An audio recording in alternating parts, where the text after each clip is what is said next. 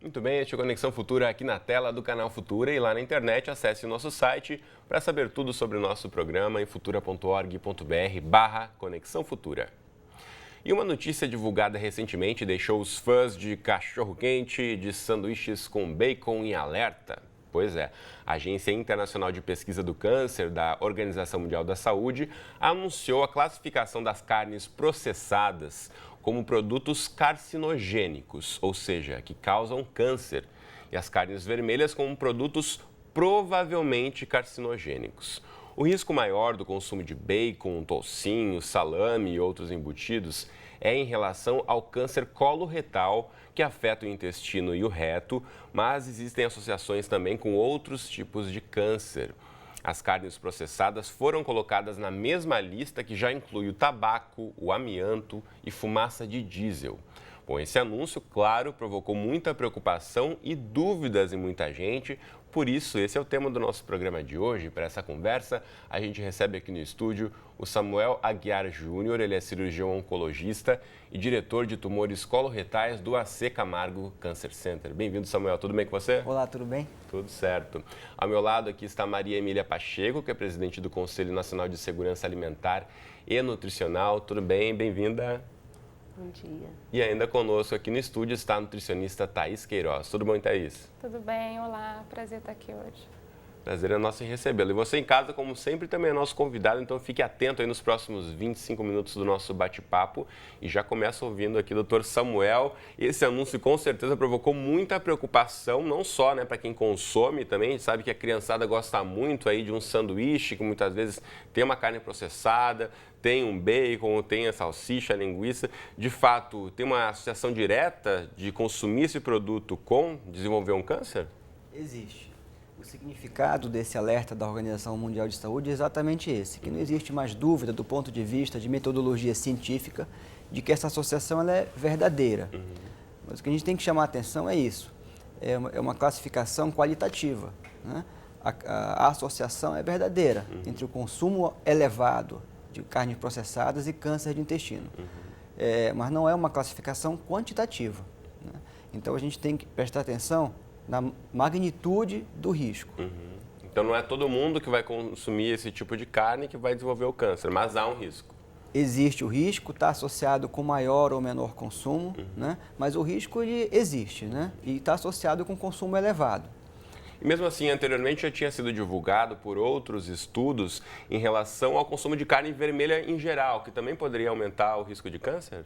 Sim, a carne vermelha em geral, ela já foi também associada a risco de câncer de intestino. Na verdade, tudo começou com a investigação da carne vermelha. E esses estudos muito grandes, esses grandes estudos chamados de coorte, que avaliam grandes populações, 500 mil de pessoas, como foi um estudo europeu, mais de 100 mil pessoas, como foi um estudo americano, começou avaliando carne vermelha. Mas o que foi observado posteriormente é que, numa análise de subgrupo, esse componente da carne processada é que puxa o risco maior do câncer de intestino.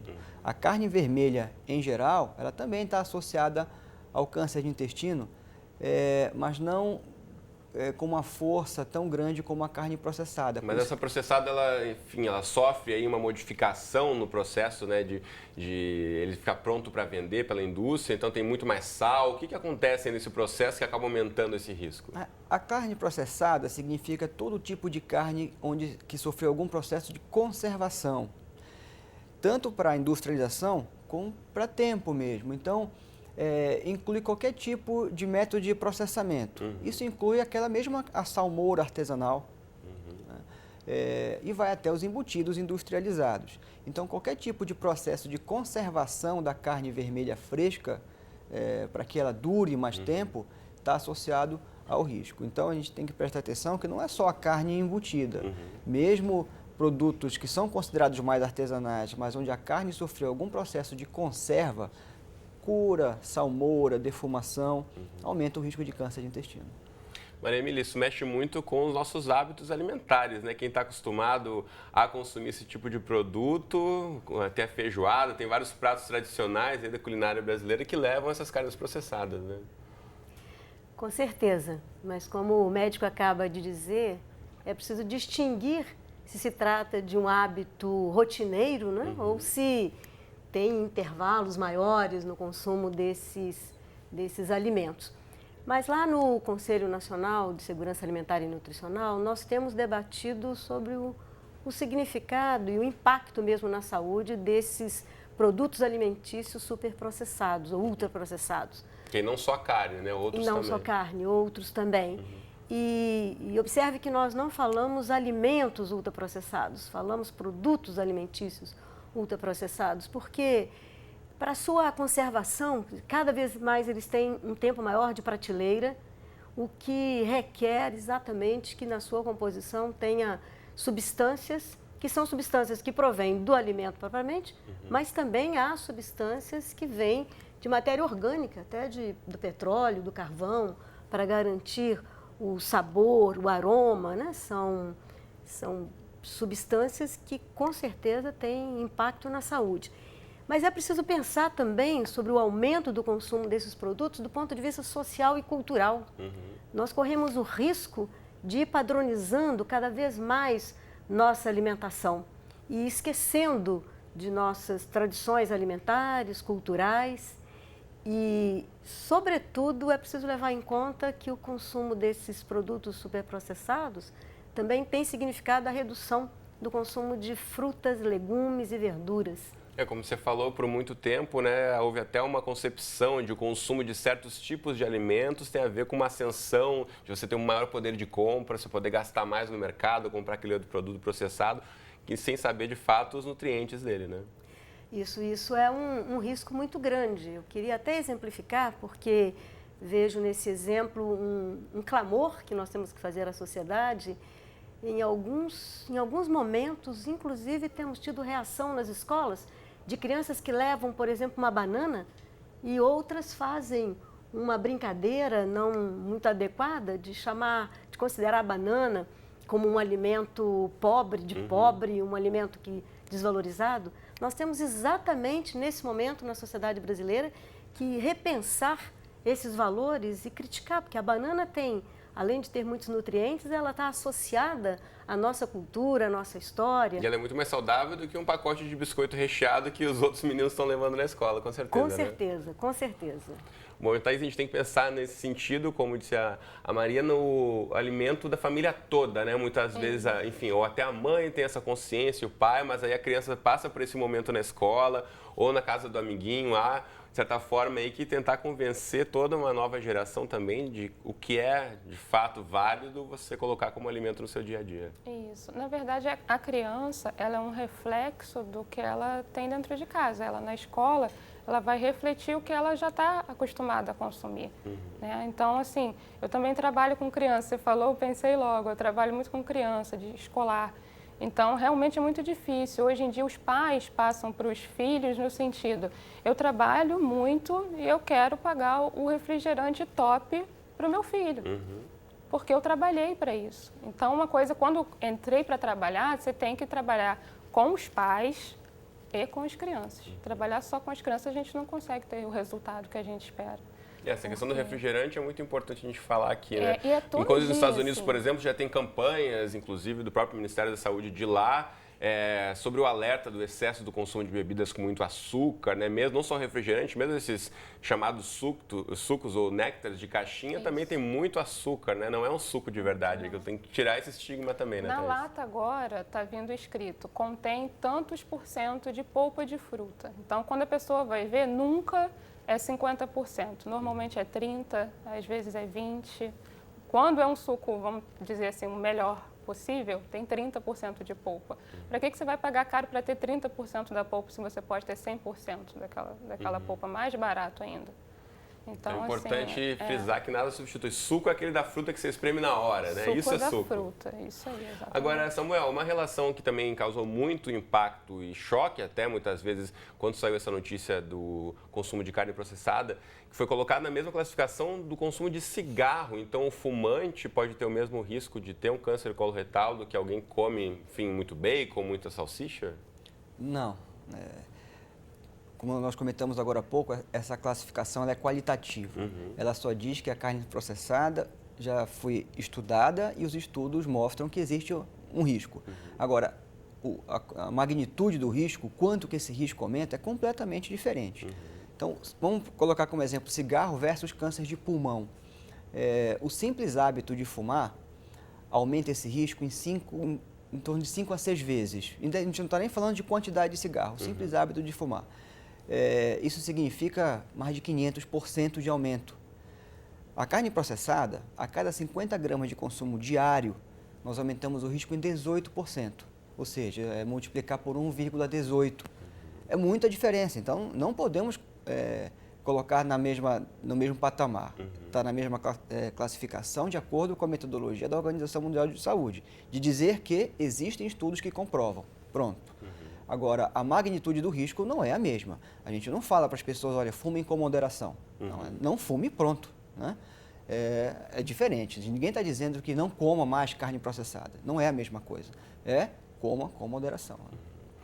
Pensar nesse consumo também moderado e pensar em como distribuir um pouco isso, né? Muitas vezes, para muita gente, como a gente falava um pouco da questão do acesso e da questão do preço do alimento também, o alimento processado, por ter aí uma vida de duração na prateleira muito maior, ele acaba tendo também um preço reduzido, né, Maria? A gente tem que pensar também na questão do orçamento das famílias, né? Aquela salsicha lá, ela custa muito menos do que 1 quilo de uma picanha, por exemplo, que é uma carne de maior valor, né? Essa é uma grande contradição que nós vivemos, porque nós no Brasil superamos a situação de fome, né? Saímos do mapa da fome, a garantia do acesso ao alimento tem sido assegurada, não para a população toda, porque há ainda segmentos que precisam ter esse direito assegurado, né? Como povos indígenas, segmentos da população negra e comunidades quilombolas, mas tivemos passos importantes. O que nós precisamos assegurar agora é uma alimentação adequada, de qualidade, saudável. E por isso há muito ainda que caminhar, né? É verdade que também nós temos no Brasil um crescimento grande da produção de alimentos agroecológicos, e isso é muito importante, né? Nesse caminho a ser trilhado, né? E a nutricionista chamou a atenção para o papel da família na educação das crianças. Eu queria também dizer que, ao lado disso, nós precisamos pensar no impacto do que representa a publicidade de alimentos no Brasil, inclusive a publicidade desses produtos alimentícios ultraprocessados. E nós temos defendido também no Conselho que haja uma regulação por parte do Estado. E isso não significa, como já escutamos às vezes o argumento de empresas dizendo que isso é ferir o direito da propaganda, mas nós não podemos nos subjugar a essas determinações do mercado. Acima de tudo está o direito humano à alimentação, está o direito do consumidor, por isso que nós prezamos muito uma resolução do Conselho Nacional de Criança e Adolescente, o CONANDA, a resolução 163, que fala exatamente disso, da necessidade de regular a publicidade de alimentos, sobretudo quando ela é dirigida ao público infantil. Isso você falou da questão de regulação de propaganda, isso já aconteceu lá atrás no cigarro e também já foi essa mesma crítica em relação a essa proibição. Então, pensando primeiramente na saúde da população, né? Acho que tem que ser a principal preocupação nesse momento. Isso, é o nosso argumento, exatamente. Como deu certo com o cigarro, houve uma redução, né, de fumantes no país, nós também estamos fazendo essa defesa agora em relação à alimentação adequada e saudável, porque esses ultraprocessados têm sido responsáveis também pelo crescimento da obesidade e do sobrepeso. É importante a gente mencionar isso também. Os dados que mostram do Ministério da Saúde, nós passamos aí no fim da década de 70 de um país com muita população que passava fome, agora para uma população com sobrepeso, aí mais da metade da nossa população está acima do peso e grande parte desses já com obesidade. Você deve receber muitos pacientes com essa questão, né, Thaís, no consultório? Muito sobrepeso por conta dessa má alimentação. Sim, sim. Na verdade, essa questão que veio agora do bacon, da carne processada e tudo mais, isso foi fundamental para poder chamar a atenção da população a isso. E calhou de ter sido justo no momento que a gente estava falando do Outubro Rosa, do Novembro Azul, então a atenção já estava voltada para o câncer naquele momento. O Outubro Rosa, o câncer de mama, e o Novembro Azul em relação ao câncer de próstata. Exatamente. Então foi muito bacana. Só que o que acontece? A carne processada, ela não gera somente câncer. Antes dela gerar o câncer, ela gera outras patologias que são responsáveis hoje pelo grande problema de saúde pública do Brasil, né? Nós temos a obesidade, problema de coração, hipertensão arterial, com o excesso de peso gera diabetes. Então, a pessoa acha que diabetes é vinculado ao açúcar. E você pode ter o excesso de peso comendo esse tipo de alimento e ficar diabético depois disso. Então, tem gordura no fígado, que é a esteatose hepática. Então, assim, são diversas patologias associadas, não somente o câncer, né? E o que eu falo muito para os pacientes, a gente tem que ser vegetariano agora, doutora, não pode mais comer carne, não pode comer nada.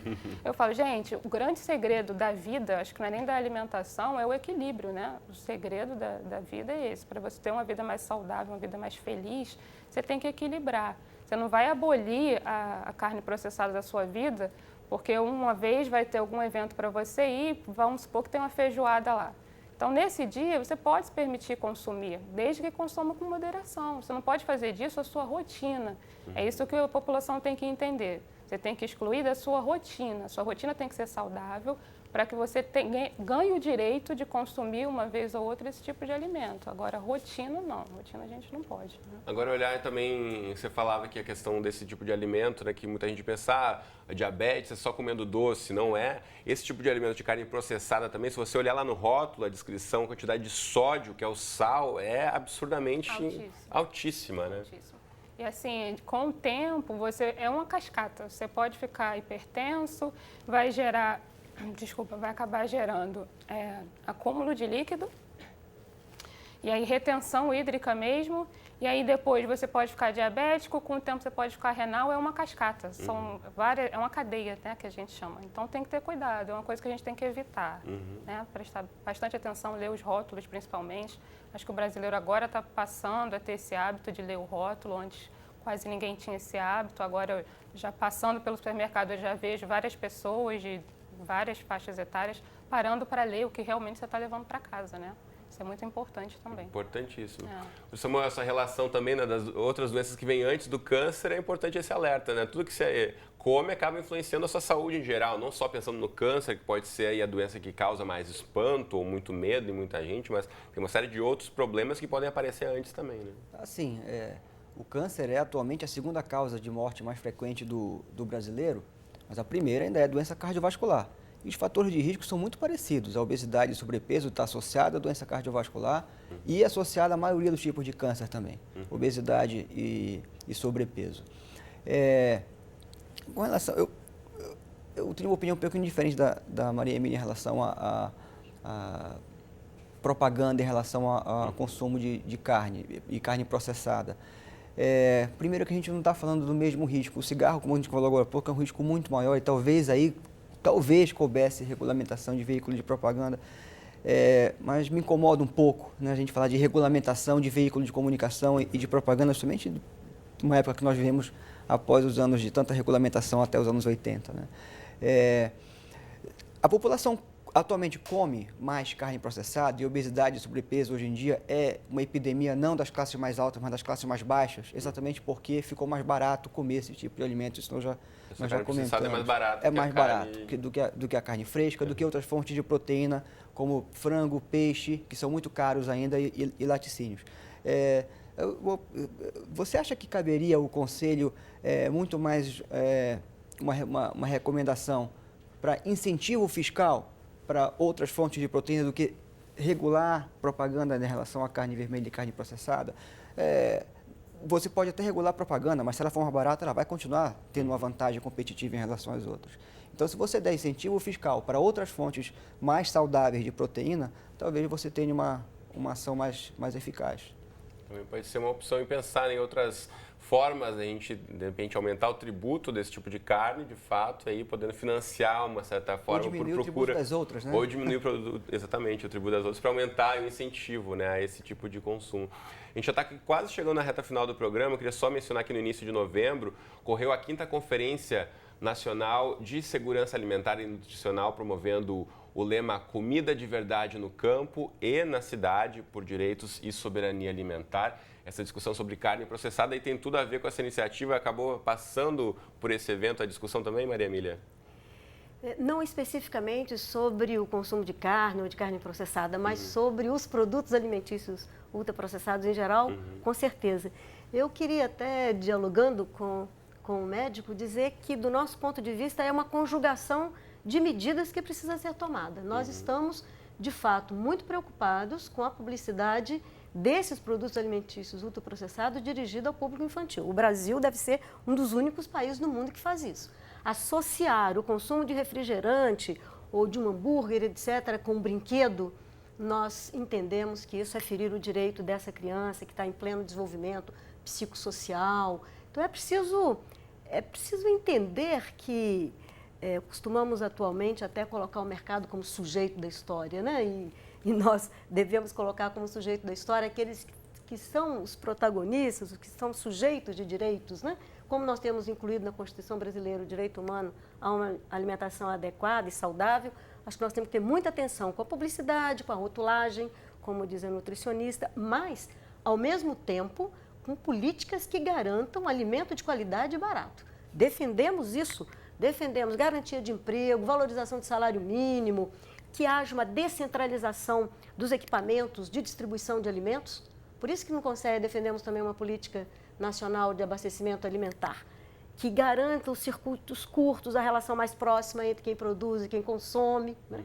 E também a preservação ambiental. Nós temos uma riqueza de biodiversidade nesse país e várias fontes de vitamina, de proteínas, né?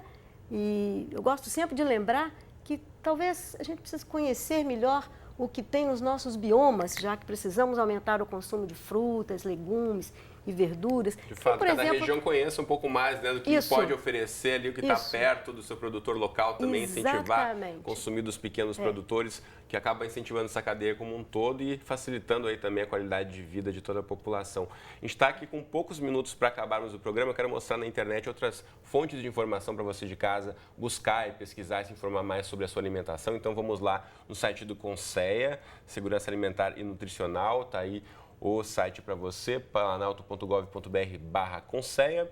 Também para entrar em contato com a Thaís Queiroz, nutricionista que está aqui no estúdio com a gente, nutricionista thaisqueiroz.com, tá aí o site para você também.